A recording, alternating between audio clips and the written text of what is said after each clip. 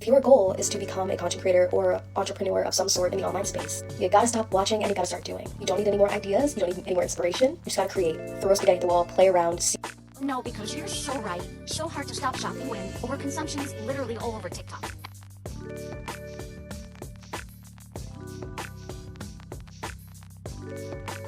Enough. More TikTok body care that I almost purchased. Again, trying to convince myself, oh, I should get it because I don't have this fragrance in my collection. Jelly bean sweet mukbang.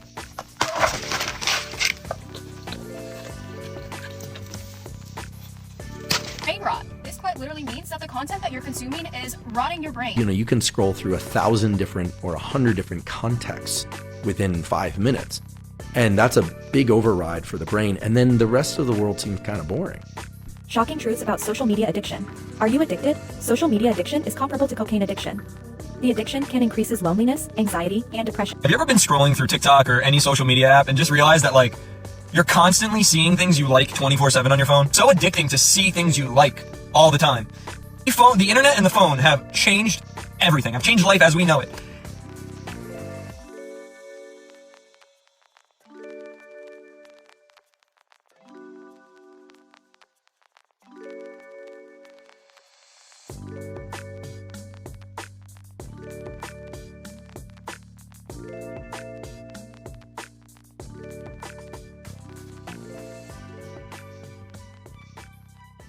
Hello you guys, hello.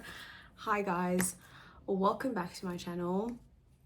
I'm coming at you guys with I anticipate that this is going to be quite a long video today, so honestly strap in, get comfy, get your drinks, whatever.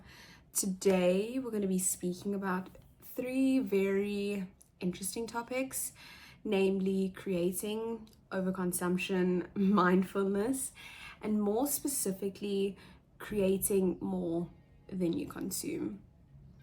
So let's talk about it, let's get into it. Today I have an exfoliating mask. It's by this brand. Couldn't tell you where I got it. Yeah. And then we're gonna be talking about some serious shit. So she's gonna remove toxins from my soul. So yeah, let's just get into it. I have a lot of notes, and so I'll have you know that this video is literally inspired by Andy Warhol. If you are interested in art, specifically pop art, you'll know of Andy Warhol. But if you don't, he was basically an American visual artist, film director, and producer, and honestly like a leading figure in the pop art movement. And he's considered like one of the most popular and important artists in the sort of like mid to late 20th century, so 60s onwards. And you'll probably know his famous paintings of the Shot of Marilyn, the Campbell soup cans, and the Coca-Cola bottle, the Barillo box, and the cow, just to name a few. And his artworks was and still are revolutionary, iconic, and they consist mainly of transforming, you know, everyday objects into artworks. And more than anything, his art was sort of like reflecting and commenting on the increased levels of consumerism in the post-Second World War era. I mean, if you just take a look at pop art, any pop art, it doesn't have to be Andy Warhol's art. Hope I'm saying his name correct. It's very much in your face, right? Like it's highly saturated, it's bright, it's colorful, it's enticing, much like, you know, the products we are sold and the imagery, you know, that we look at on social media that is highly saturated, highly edited. Yeah, and it is said that pop artists are said to question the supposed role of consumer goods in shaping, individual identity and social values. And the pop art itself is supposed to prompt viewers to sort of like reconsider our relationship with material culture. And I think in today's society, the need for us consumers to reconsider our relationship with material culture couldn't be more prevalent than it was back then in the 60s. I mean, I need not to tell you about the hell that is overconsumption these days, and how with the advent of social media and platforms like TikTok and Instagram and just like online shopping and really good marketing, just how overconsumption has like taken over our lives. And again, like you guys probably know as well how sort of like damaging all of this overconsumption is to our environment, our physical health, our mental health, our well-being. And even on a deeper level, it seemingly fuels, issues like mass identity crisis that we as people are having. And, in relation to this video and this topic, I feel like overconsumption is a thing that has been really debilitating to our ability as creatives to create. I think overconsumption really does impact our ability as creatives to create.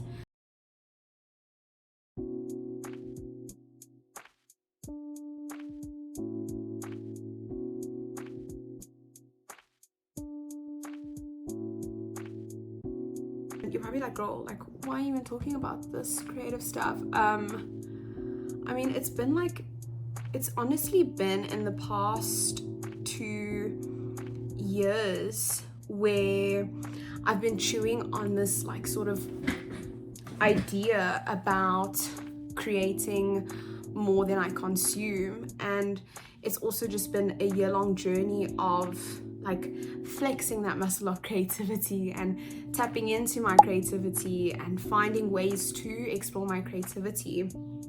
And yeah, like just flexing that muscle that I feel like lies within honestly all of us. And I found that literally, aside from like the creative aspects of it all, like I found that it's actually just like harder than I thought. I feel like I'm a baby artist in the making and I'm only now, like I said, coming to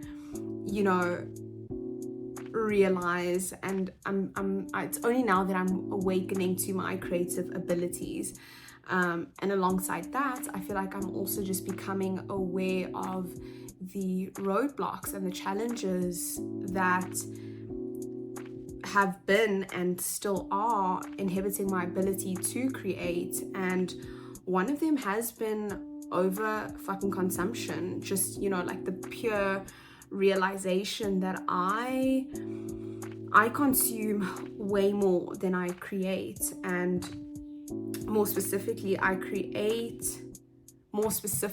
feel like I consume way more mindlessly than I create more mindfully. And this matter, I feel like this wouldn't be as important to me if I didn't really care about creativity. But like I said, I've been really exploring my own creativity and what it means to me, and this matter of creating is important to me. Being able to create is such a powerful and an amazing thing for me, and I think for us to be able to experience as people. I mean, to me and for many, it's a way to express ourselves, to share our opinion, to grow emotionally and intellectually. Simply, it's like a way of like connecting not only with yourself but others, and so like with that being said, I obviously do value creativity, and so I find that the mindless and like truly gross levels of overconsumption that I partake in and that is so like normalized in today's culture and society is like problematic and damaging. And I see, you know, in a way, in that light, I like begin to see overconsumption as some sort of like societal mechanism of control. I know that is such a loaded term, but it is. Like, if you just think about it, it's such a sure and fast way of distracting people, controlling, manipulating a population to do, buy, and overconsume specific things. And it leaves you with this feeling of, honestly, like numbness in the mind and in the soul, and leaves you feeling sort of like focused on the external and with this like incessant need to fill an emptiness within you with whatever is like marketed and sold to you. Yeah, and like I feel like there is, and again with this whole artistry thing, there is a level of asceticism that is required. And asceticism, not to be confused with aestheticism.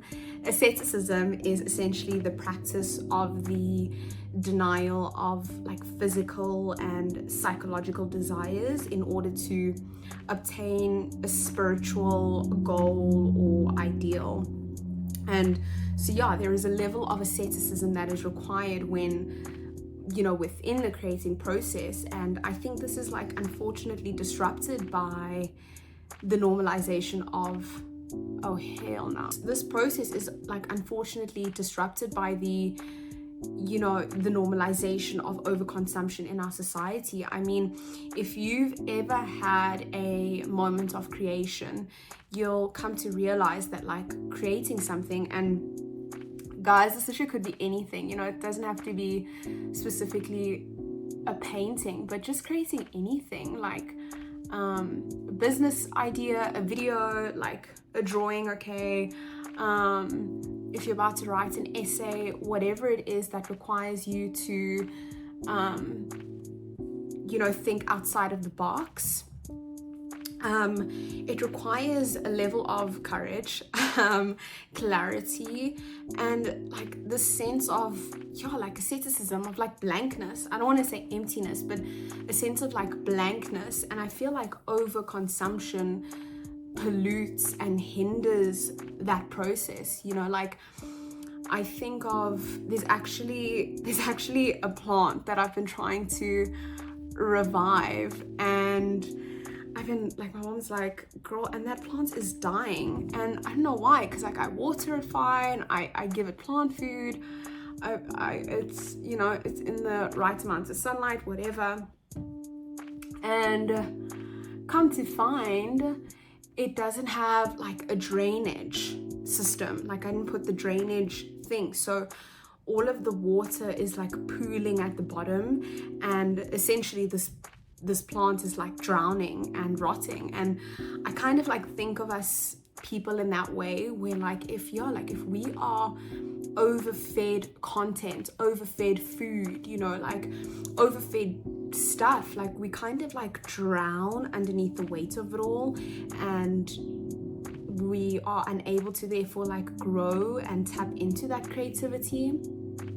Hence why I say like there's this level of asceticism that is needed, you know, this like blankness where you can just be kind of fed what you need and then able to produce more, you know. Again, like I think of you know, like a plant, you know, and I feel like we again are these plants that have a whole lot of creative potential, and we just have a whole lot of junk dumped onto us, you know, and that doesn't allow us to sort of tap into that creative potential.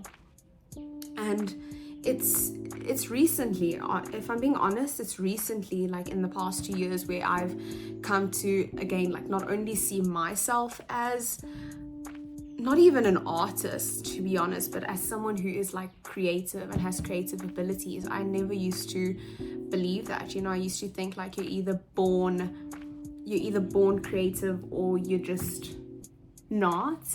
I don't believe that anymore.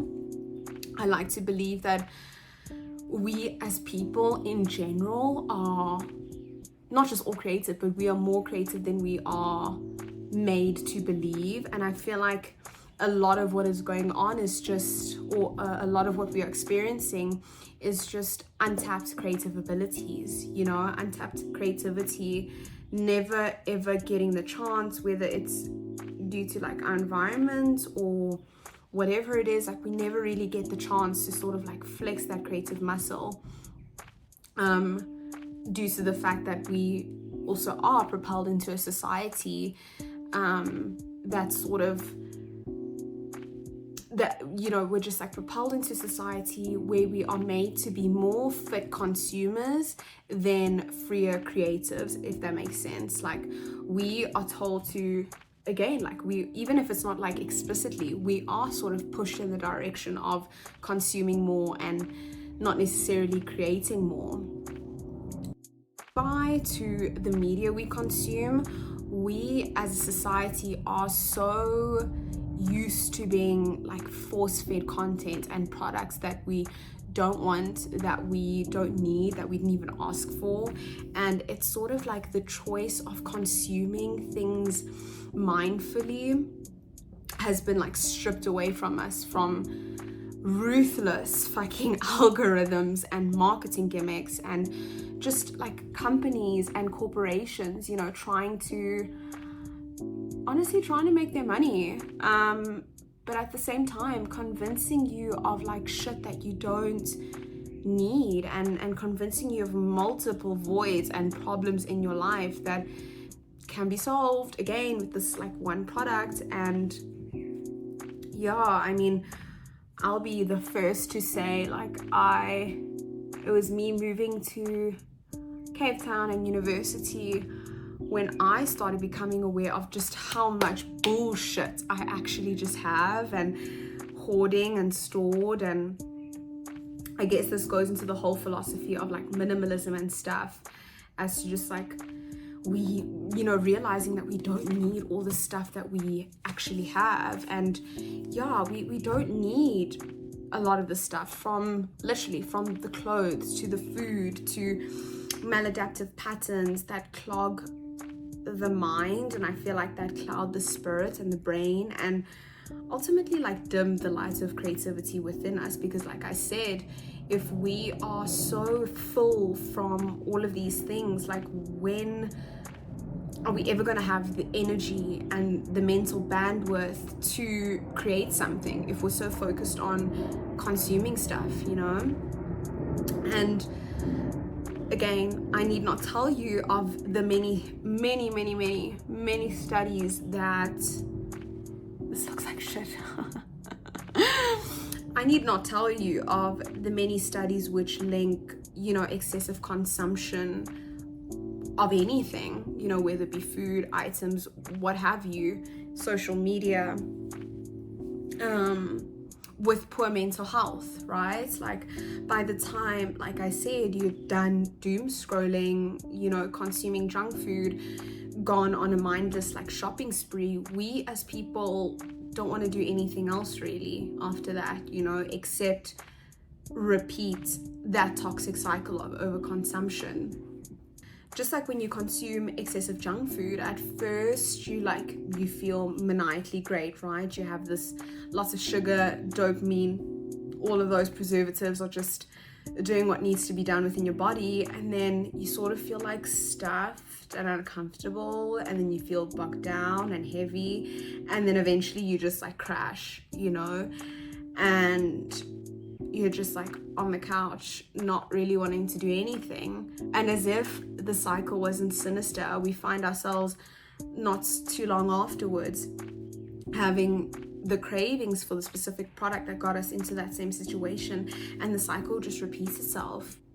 You know, it's so strange, it's so weird, it's literally like a snake eating its own tail, and it is honestly sad. And I honestly wish it weren't illegal, because it's kind of honestly fucked up, just like how you know, corporations are allowed to kind of just like numb us out, you know, and not really give a fuck and just like worry about our money. And I mean, we are becoming more aware of it and there is more education about all of this stuff, but just think of the people who aren't aware of, you know, just how overconsumption is fucking up their life, and they're just like repeating the cycle over and over.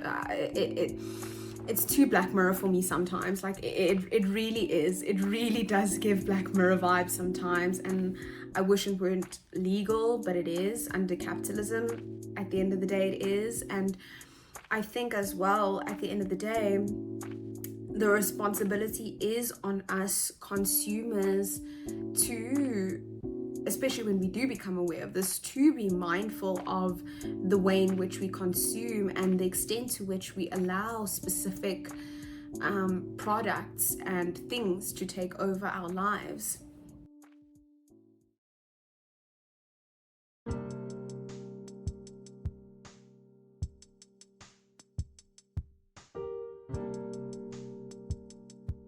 And you feel like metaphorically stuck in your life, uninspired and bogged down by your life, you know, being aware and conscious of what you have and how you consume things is very important. You have no choice but to become aware and conscious of this, because yeah, we do become the sum of what we consume and what we are surrounded by. And no judgment there. I have shit from Shein, you know. I have shit in general, you know, like I am an overconsumer, and definitely in my life, from literally what I eat to the media I consume to how I engage with what I'm consuming, has evolved and has changed over time. But certainly I have been there, and I definitely want to become more conscious of the way I'm consuming, because it's a whole thing. It's a whole thing. I want to create more, you know. And what I find tricky about all of this bullshit is that our need to consume is ceaseless. Like, I'm by no means saying, like, don't get me wrong, I'm by no means saying that consumption in and of itself is bad, nor am I saying that the product and the media that is promoted to us is bad in and of itself, you know. Again, I think it's about that whole thing of like, junk food is just junk food, right? Like, it doesn't have to be good or bad. Media is media. It doesn't have to be good or bad. I think it's just the extent to which, you know, we do it can be a bit harmful and damaging. And it was a bit of a sidetrack, but so long as you are alive and you are a human being, you will be a consumer of things, you know. So long as you're alive, kicking and breathing, you will be a consumer of things. And this is what corporations and companies tap into, you know. This is the whole dark psychology of it all, is the fact that it's part of our literal psychological and biological makeup to desire, consume, and want more of things as a human being, you know. It can be argued that we are in a way meant to consume things, right? So in that case, the solution is obviously not stop consuming, or even to reduce the amount that you're consuming to starvation levels. You know, I mean, whether it be shopping and health and, you know, food or whatever, that's not sustainable, and it's not even realistic, you know, to kind of just stop consuming. And yeah, like I feel like in today's society, it's not even a thing of wanting, it's just really fucking hard to do so, you know. Like, I think that's where we're at, where it's just like it's not like we want to just cut off this whole thing of consumption. Obviously not. That's not even a thing. It's just we're trying to just like rein it into levels of normalcy, you know, to just consume, not over consume. So yeah, just like completely deleting all your apps and being, I guess like a hermit and an extreme ascetic, is not going to work. It's unrealistic. So the solution therefore would be to not only create more than you consume, but when you do consume, you ought to be mindful of it, I think is the solution. Because again, consumption is inevitable, right? But when you do consume, it ought to be a mindful one, a meaningful one that leaves you feeling satisfied, fulfilled, informed, and at the very least inspired. More specifically, for my, this is hurting. Oh my God. Yeah, but anyway, more specifically for my creatives, being more strategic about the content that you consume can really help, with your creative endeavors. I find, for me at least, that it is a lot easier to create and produce things when, and even at a faster rate, when my judgment isn't so clouded and when I implore just like baby doses of inspiration into my creative process. Like sometimes I get into this mindset that I need all the world's opinion to sort of create what I need to create, whether it be literally something as simple as like writing an essay for university or writing a script for video or brainstorming. Like it really is, like I sometimes think like, oh, I need so much help, I need so much inspiration, when I actually just don't give myself the time to sit down with myself and into that flow state, tap into that asceticism. Never knew I was going to be using that word so much today, but tap into that feeling state and just allow myself to be creative. You end up producing work that you're way more proud of and at a way more faster rate, and it's pure. It's not, it's pure. It's your own mind's work, and there's something beautiful about that. I did stumble upon an article which I really resonated with on this specific topic. The author's name is Michael Cho or Michael Co. I loved it. You should go give the article a read. I'll link it in the description box below. But I fucking resonated with this whole article. It's a simple read. And I appreciated and resonated with a lot of his ideas on how to turn overconsumption into creation, and I thought I'd speak about an overarching idea that I felt is literally the antidote to mindless consumption, and that is immersion. At first when I read this, I was just like, wait, what? Like that sounds like super antithetical, paradoxical to like what we're trying to do here. Like again, I went into that sort of like all or nothing thinking of like, no, like the solution probably is to just stop consuming altogether. But no, he specifically states immersion. Immersion. I was like, isn't that beautiful? And I think it speaks to me because the word immersion, first of all, it takes us out of that all or nothing thinking of like #never consuming again to no, the problem is not us consuming, it's how we are consuming things, how we're made to consume things, The word immersion for me, it highlights the notion of being so present, so aware, so mindful of what you're doing and experiencing, and the experience that you are currently having in this present moment. In disorder eating like therapy, there's mindfulness-based cognitive therapy, and alongside usual care, it helps in improving eating disorders.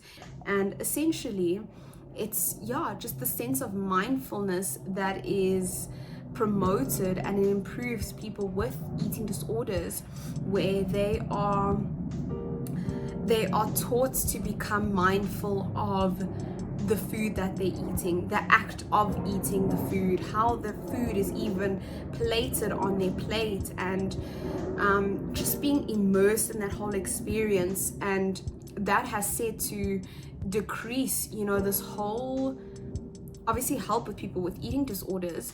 And the reason is when you are mindful, and you are mindful of the food you're eating and what you're doing, and you really are present, it decreases the cognitive load of all of the, you know, the food noise, all the words, thoughts, and feelings you have about food, about your body, about, you know, your weight, all of those things. And I was like, wow, this mindful shit is actually a game changer, and it really is impactful. Because yeah, if you think about it, like if you are thinking about your food and you're smelling it and you're tasting it, and you are like thinking about the bites and you're swallowing it, and like that changes everything about how you interact with food, your relationship with food, how you even digest that food. You can even then therefore hear your hunger and full, you know, cues and hormones and all of that stuff. And I think that's really, for me, that illustrates the power of being mindful. And I think it's the same with just how we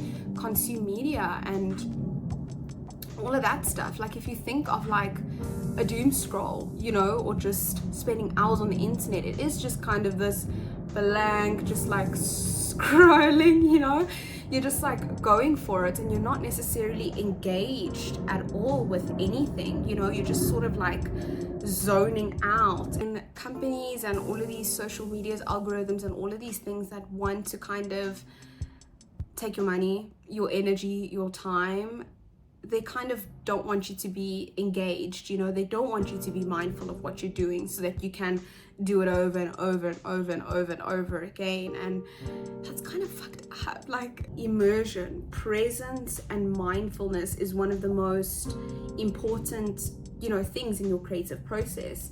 And certainly, like the author said, or author mentions in his article, is that it allows for the engagement of your brain and your emotions, and you are activated in a way that is so alive and mindful and conducive for creativity. When you're doom scrolling and you're over consuming, you are not necessarily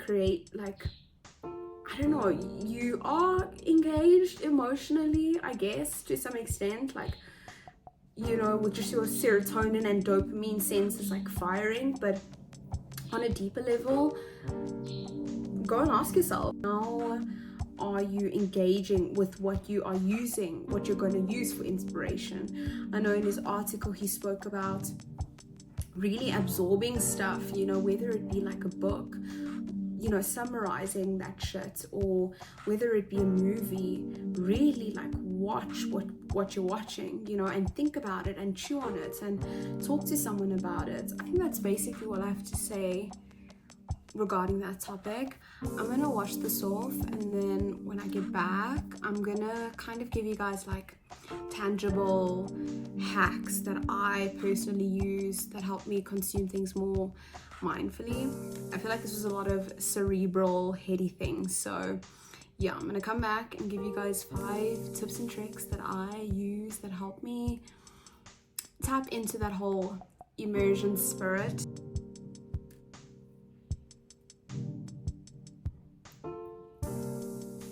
Okay, this is meant to be washed off, so I actually don't know what I'm doing. Oh, wow. Would highly recommend, even though I was literally complaining this shit out of my life 2 seconds ago. I feel renewed. Okay, so let me talk about the tangible hacks. So first things first, a bit boring, a bit like wah, but like intention is everything.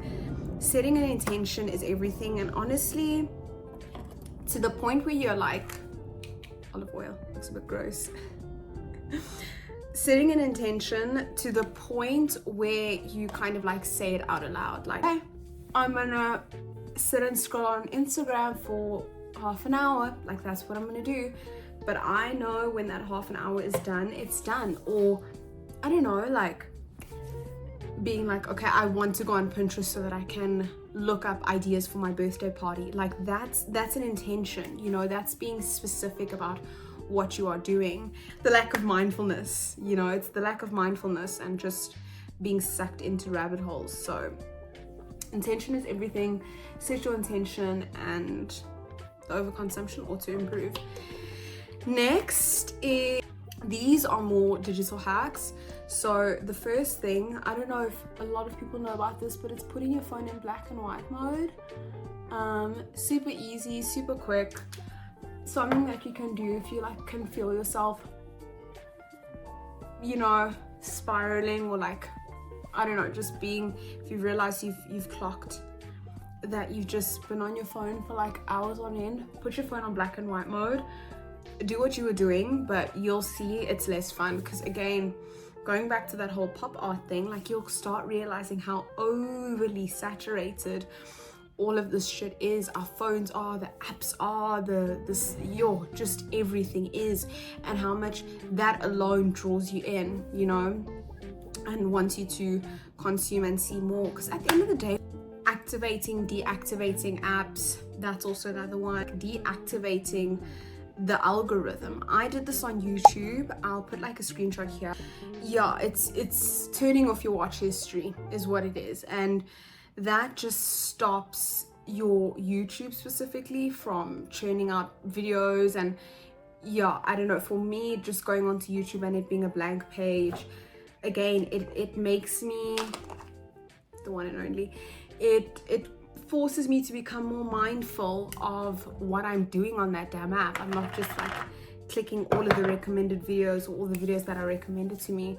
I'm being conscious and deliberate about what I'm doing on that app, and so that has been so helpful. I even recommended it to a friend and she was like, this is a game changer, because it really is. It really is. And then alongside that, curating your feed, whether it be like on Instagram, on TikTok, whatever it is, making that For You page a little bit less friendly and a little bit more friendly and a little bit less whatever-ish, you know, or following people who, you know, represent the life you want to live, who inspire you to actually go and do things.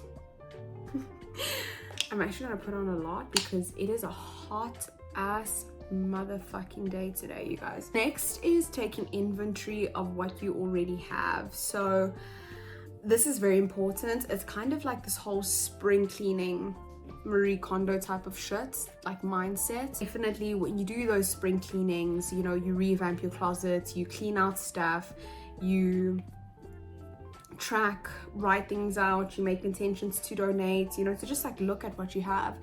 That can really be helpful and make you realize like, oh shit, I actually don't need half the shit that I'm gonna go and get, you know.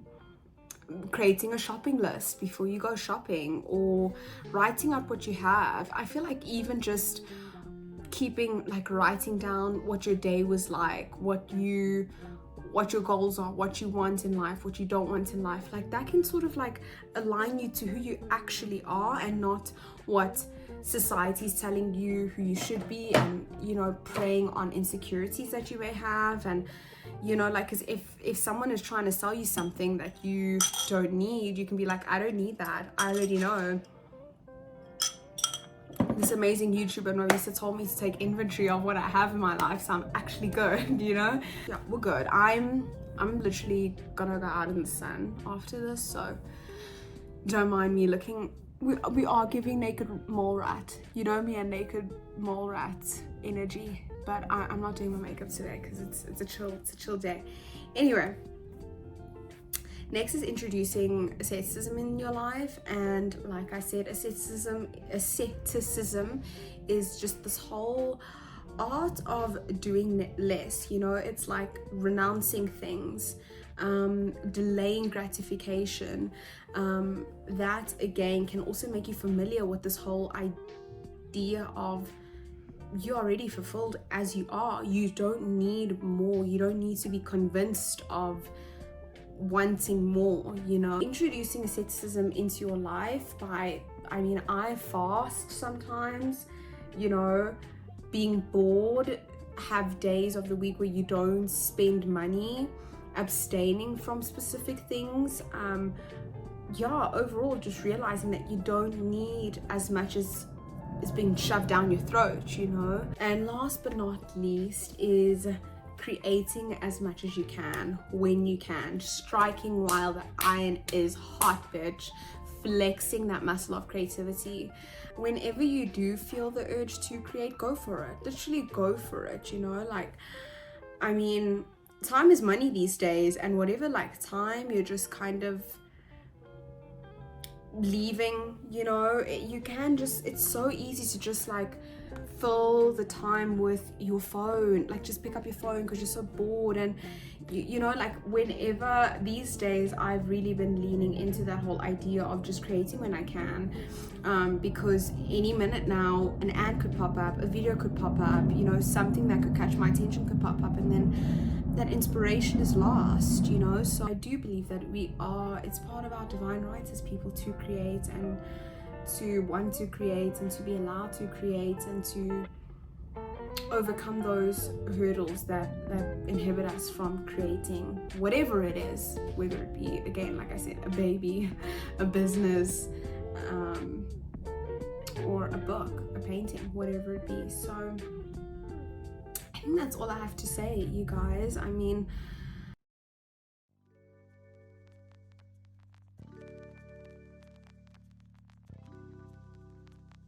I hope this video has inspired you to create more and consume less, or to consume with more intentionality than you usually do. I personally am on this journey with you guys. Like, I'm wanting to create more and more videos for you guys because it's something that I genuinely do love to do, you know, from being in that flow state of like getting an idea and then getting inspiration and researching and just like taking something from like an idea to like a material physical thing, you know, like a video or whatever. It's so fun. It's such a good process for me. I really do feel like I am able to express myself and to share my opinions and thoughts with you guys, and yeah, I love it. And recently I have made a promise to myself to be more dedicated to uploading more frequently and consistently. I mean, I have the time, I have the energy, I just have been having a lot of excuses as well. With that being said, leave your thoughts in the comment section below, and genuinely I am curious to know what type of content you guys want from me and would like to see from me. I'm pretty sure you're gonna be like, bitch, we just want to see consistency first. Okay, that's my promise to you. I promise. Yeah, I love you lots, and I will see you in the next video. Bye.